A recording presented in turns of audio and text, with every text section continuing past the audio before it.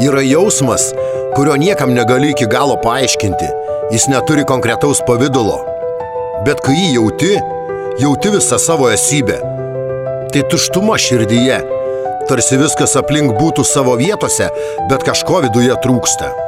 Kažkas išplėšta, kažkas dingė ir net pats nežinai, kas tai buvo.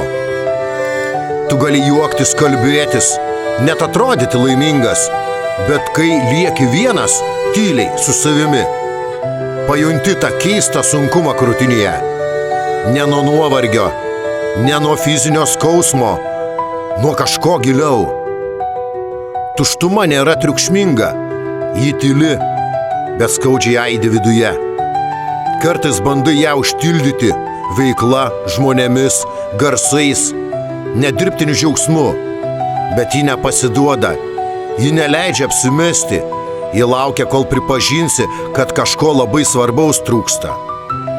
Gal tai žmogus, kurio nebėra, gal nepasakyti žodžiai, gal prarasta viltis ar neišsipildžiusi svajonė. Ir tu klausi savęs, ar kada nors ji išnyks, ar kada nors vėl bus užpildyta ta tuštuma, ar sugrįš tai, ko netekai. Ir tu nežinai atsakymo, tik vėl jauti širdyje šiuo metu labai tuščia.